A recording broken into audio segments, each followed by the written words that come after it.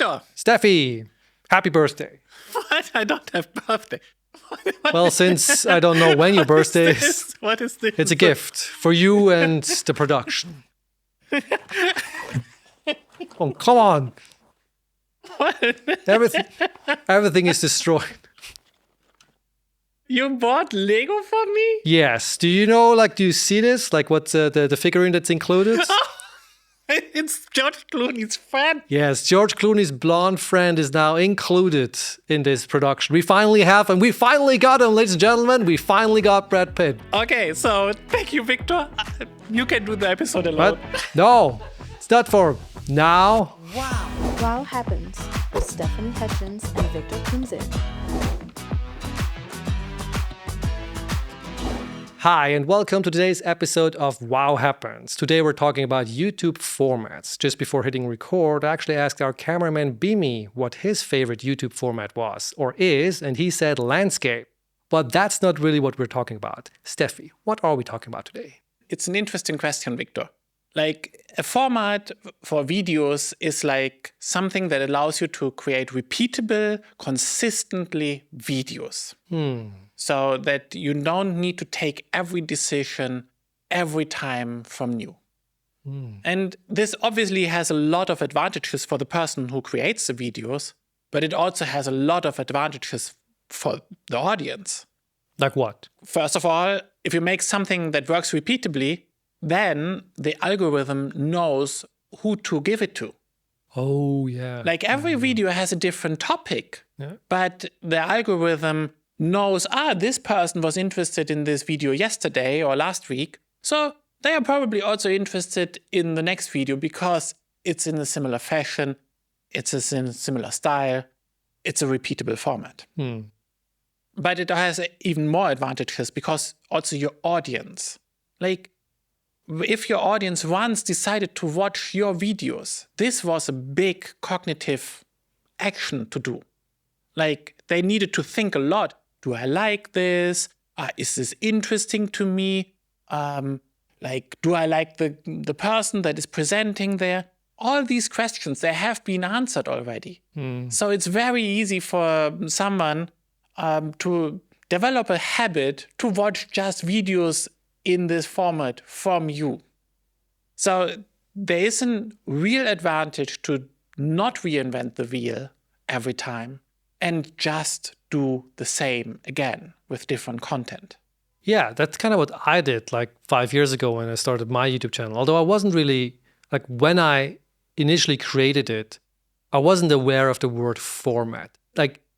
Now looking back at it, while we're having this conversation, I realized that's what I was doing, right? I wanted to create a structure, to be able to make multiple videos in that structure. It was a format. I just didn't know that it was called that, right? And I'm actually surprised that 5 years later, I think I'm pretty much still doing the same format. It is obviously there are slight variations to it, but I have these chapter-like setups where I have, for example, when I review hardware products, I have an introduction or an opening, a cold open, and then I have a brief disclaimer area, and then I go over different parts like hardware, software, or if there's something else. And at the end, I always have a conclusion to sort of bookend the whole thing where I answer the questions I stated at the beginning in the cold open, sort of to make everything a cohesive experience, if you want to call it like that. Your cohesive experience, how many views do you have by now? In total? On the channel, about a little over 7 million. So your format generated 7 million views. Yeah. Yeah, that's pretty cool. Yeah, it's pretty cool. Not to boast about it, but it's I think it's still incredible, yeah. And this is because you have this format. Because every video of you, I think you have one video that has 1 million views, right? Yeah, I think 2 by now. Oh, 2 by now, okay. So you have 2 videos that are really hit the point of over 1 million views, but most of them are actually contributing also to this one video, right? The 1 million views videos, they are not only people who watched this one video. there are also a lot who started watching your channel at a different time, and they saw another video, they got used to it, they want to have more, right? Yeah. That's what you said at the beginning, right? They know what to expect. It's like if you take a simple example, why do you listen to a certain band? Because you like that genre of music, right? You like the way that, you like their format of making music, right? Yeah. So you tune in. If they release a new album, you go like, oh, I'm super looking forward to band XYZ because I know I'm going to like this because, well, can't always. But it is likely that you will like the music because you like their previous 3 albums. And it's the same with YouTube videos, right? Exactly. And I think there's another misconception in, like, what is virality in the year of 2026?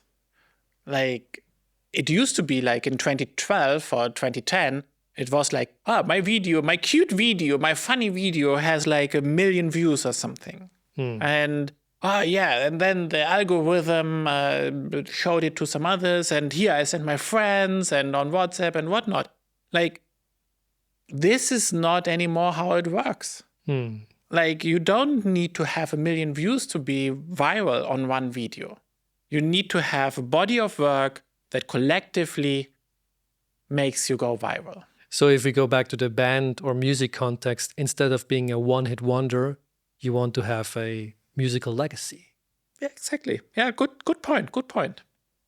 And so, like, because then, like, I think the virality definition of 2026 is more like the algorithm likes you. And because that actually guarantees that the people who are relevant to you and to your content are seeing what you do. Yeah. And this doesn't need to be 1 million. That is maybe way less, but these are the right people. Yeah. So I would in 2026 not optimize for like virality of like 1 million views. I would optimize for like the algorithm knows who to recommend my video to. Yeah. Long-term consistency. Because if you manage this, everything gets easier afterwards. Yeah. And there's one, same segue, there's one more thing that is really important. Like, we get, as a video production company, we get a lot of requests that people or companies want one video, like the one image film or something like this. This is completely the wrong approach for 2026. Yeah. Like, you want to increase the surface size of all the stuff you create. And that means you have more than one thumbnail in YouTube. You have more than one video that is recommended. You have people have so many choices on the YouTube homepage to choose what video they watch. And if you create this one video, the perfect one, the unique one, the super expensive one with a drone shot and all these interviews and all these other things, that just disappears. Yeah, I've seen it done, right? Yeah. And what you need to do instead is you need to have a lot of videos so that the algorithm knows who to recommend it to. Your audience get hooked on it, like they get the habit of watching it. And this all is possible if you define a format. But how do you start with defining a format then? Like, let's say I want to start a YouTube. Well, I know that's a bad segue. I think this is a really good moment where you ask me a question and I just say, Victor, how did you start a format actually?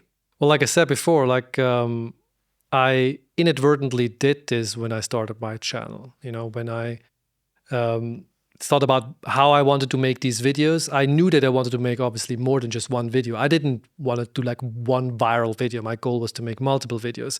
And from my project management days, I knew that getting there was deciding on the path of least resistance. Like, how can I make this production as easy for me as it's possible? Because I don't have a studio, for example. I just have a bedroom or like a home office space, right? And I basically used that space in its, with all its disadvantages to the most efficient way that allowed me to make these videos, right? And I also decided very early on that I didn't want to be on camera, right? Which is ironic because now I'm on camera, but I didn't want to be on camera because, well, I didn't want to show my face. I wasn't sure how those videos were going to turn out, right? So it's a faceless channel. You just see my hands and all that stuff. And A hands channel. A hands channel. I'm not sure if that's a genre or a category on YouTube. I know faceless channel, but I'm sticking to that, I think. But it's not like one with B-roll. Like you see my hands because I talk most often about computer peripherals, which are, well, used by your hands. So it makes sense to show them and how the devices are being used, right? And all these constraints played into the format without me knowing. It just was the limitations that I had, right? And obviously I also wanted to, my goal was to talk about tech products. Although I did make 2 videos about games. But funnily, they're actually following the same format now that I think about it. They were also in structure, right? The same structure, because that's just how I wanted to approach these videos and how I wanted to tell the story of my experience with the game, which is the same format as telling the story of how this product, my experience with the product was, right? As an experienced viewer of your channel since it basically exists, I sadly didn't manage to do the first comment on your channel. That was already done. I did the second one. I didn't get this differentiation of your theme, of your niche. Like for me, you evolved your niche, and at the beginning it was more like gamerish content, then it was like a little bit more like mechanical keyboard content, and now it transforms again a little bit. For me, this was all very consistent. Like I knew more or less what to expect from your channel. So I knew I will hear you and your jokes and your style of talking. I knew I will see like nice visuals with this infinite canvas where you put the peripherals on and your hands, which I, by the way, don't think peripherals need hands. Like normally they are locked into something. Anyway. What? The peripherals, not the hands. Anyway. So for me, you had a consistent niche that just evolved over the time. You have a clear structure, as you said it. Like you have the chapters, you have the flow through your videos. You have this clear look and feel of your videos. Like I know that you explained to me once that you have different background colors, but I only remember the blue one. The blue one. Yeah, I remember. Okay, damn it. Okay, this. Never mind. Never mind. Never mind. And your videos have this character, like they are a unique Victor videos, or however you call yourself in your videos. These are all elements that define a format, and within these elements, like I think when you, not you personally, Victor, but you, the audience, when you define your format, you can also choose how much you want to have this fixed. And maybe at the beginning, people don't know like what could be fixed. And so they are maybe quite vague. But over time, they are maybe very fixed. If I think about a production we do here as Everywhere, we give the people a template. Like they have a fixed structure to go. A format. A format, or part of the format, is that everyone says the same thing. And because of this, we were able to do like 50 videos for a client. Which, if you work every video as a unique video, this will be immensely difficult and super expensive. You can't reinvent the wheel every time. You shouldn't reinvent. No, you shouldn't also. You know what I also just realized while talking about this with you is that, you know, in a lot of times when you hear people talking about starting a YouTube channel, you know, one of the most prominent things you hear is pick a niche, right? But yes, that is true. It's important.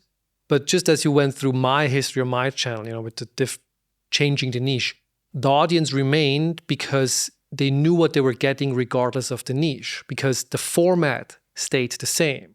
So that's more important than the niche, because then you can actually change the niche, but the people will still come because they know, hey, I'm getting that style of content that I like. And yeah, it can be, of course, that the new niche they don't like at all or not interested in it, jump off. But I've had also comments on my videos that said like, I'm not interested at all in what you are presenting the products, but I like your style. Exactly. I'm here because I like this format. Exactly. And this is why I watch your videos.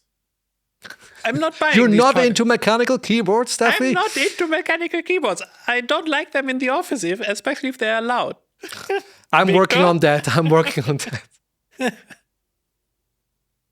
Yeah, but the important thing is, if you want to be successful, is that your videos are recognizable within 3 seconds. And a format and a fixed set allows you to do this.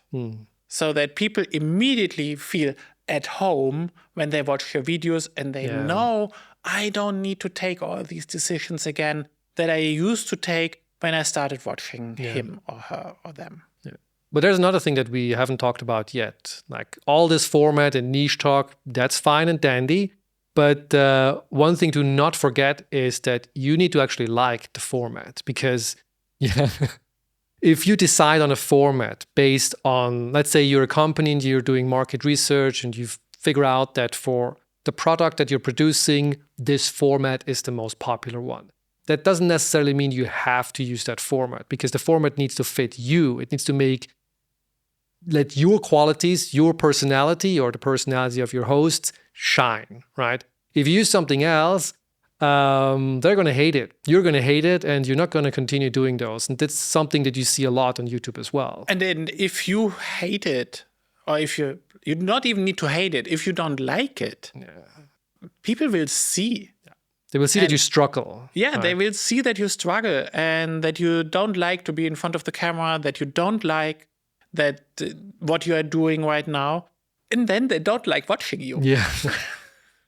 Which then destroys everything. Yeah. So there are non-negotiables, right? Like things that are fixed in stone that you need to work with. Otherwise, you don't like it, or it doesn't work, or you can't actually pull this off. Like me not wanting to be in front of the camera, for example, that was a non-negotiable for me at the beginning. I was like, no, I don't want this.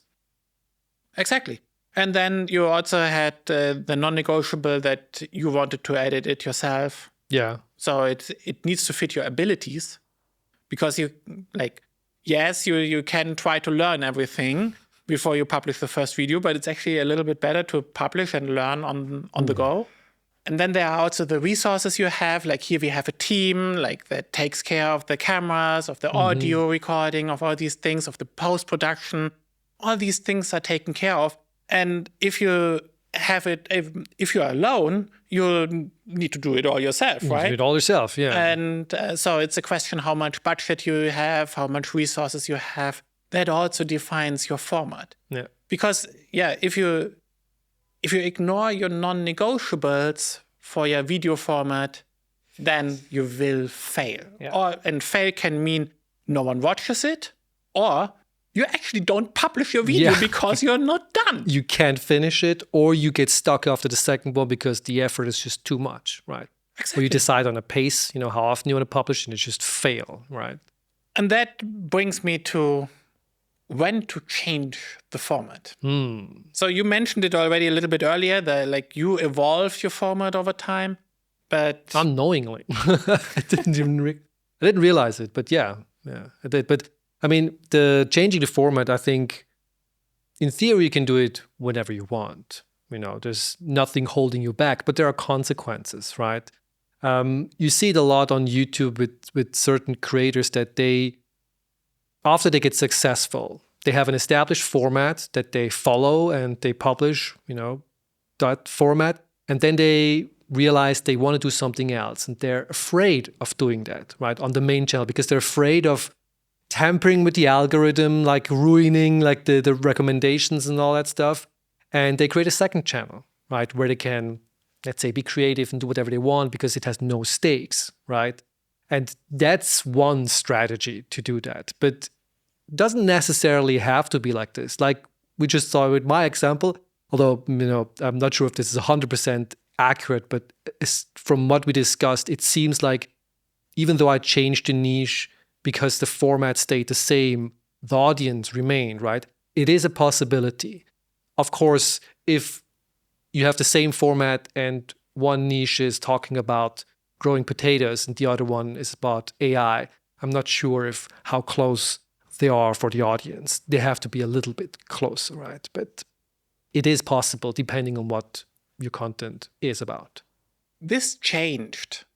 Like, it used to be this old way of, stick to your niche more or less, or to your format, as we now established. Then, like, successful creators, they created the number 2 channel. Yeah. So there is even a Mr. Beast number 2 channel on YouTube, and which has like slightly different content. I'm pretty sure basically it's a subset of the main audience. I've never seen that. But especially for Mr. Beast, right? The biggest creator on YouTube, of course, it needs to be a subset. The new way is to think like a TV network. Like, if you have a second format that maybe also entails a new audience, or maybe not, we don't need to care about, create a second channel, or a third, or a fourth. Don't worry about this, now I lose my audience from the main channel. Every time you have an option to educate the algorithm what to expect for your audience. And maybe this is very similar. The same people watching your main channel or your first channel and the second channel, maybe it's completely different. But it increases the surface area of your content. And with this, your brand, if you have multiple channels. And it's not anymore that you need to have like 1 million subscribers or something to actually be visible in YouTube. Also, if you have like 14 subscribers, like this channel right now, maybe you want to subscribe to yes, hopefully 15. If you subscribed now, please write it in the comments. Now, like, these are the relevant people for your audience. Like, even if it is only 15 or 50 or 500. And if you create a second channel, you will reach nowadays the people on YouTube anyway, because YouTube recommends also channels with very few subscribers or very few views. Because it knows the people so well that it will pinpoint where it needs to send those videos. And this is, again, a way to increase the surface area of your content, and with this, more chance to go viral. And I think a YouTuber who does this really well is Linus from Linus Tech Tips. Yeah. Like, he has multiple channels, or Linus Media Group has multiple channels. Like, it's a Linus Tech Tips, LTT channel, it's a Tech Quickie channel. And they have not exactly the same audience. They have definitely different formats, and they're independently successful. And even Linus or this media group, they get more out of it that they have different channels, that they address different audiences, because it also allows them to do different brand deals. At the same time, you have the scaling because you produce videos and you have a way of doing this. So, like, if you want to have a second format, just do it. Just go for it. Yeah. It helps if your first format is successful. And if not, maybe we consider if you really want to continue with this.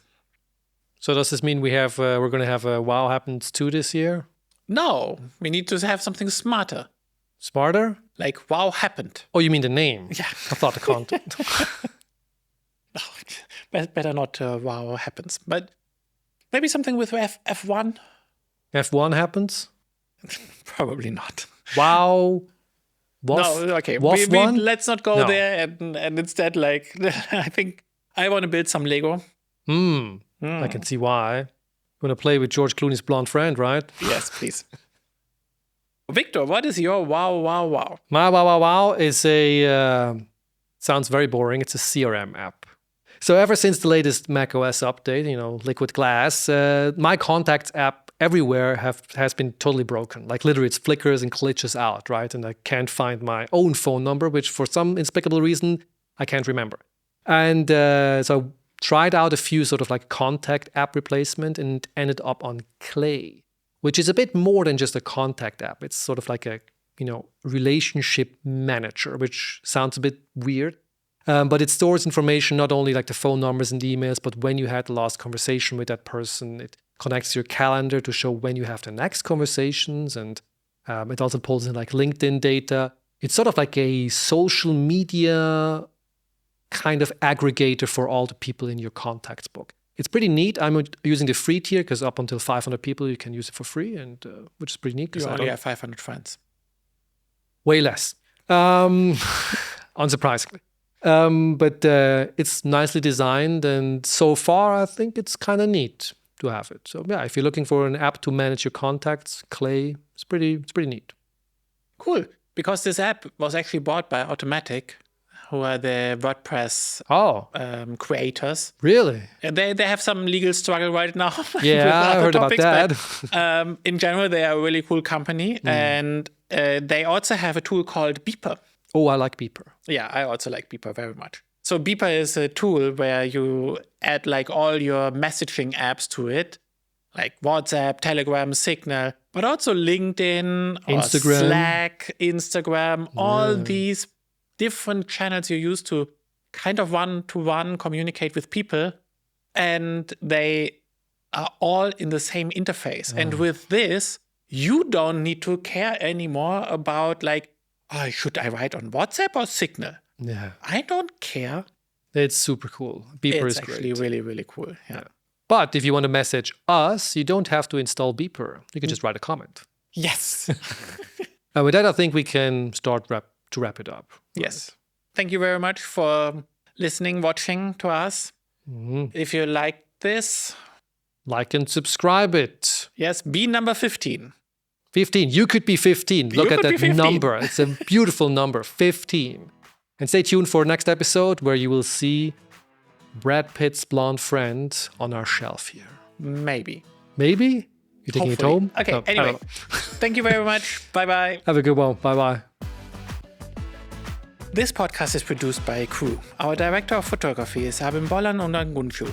Edited by Helena Inzinger. Animation by Mamoon Brahma. Intro sound by Jonas Benfio. Marketing by Emilia Geisel. Post-production supervision by Christian Kutschan. Produced by Victor Künzig. And your hosts, Victor Künzig and me, Stefanie Hettjens.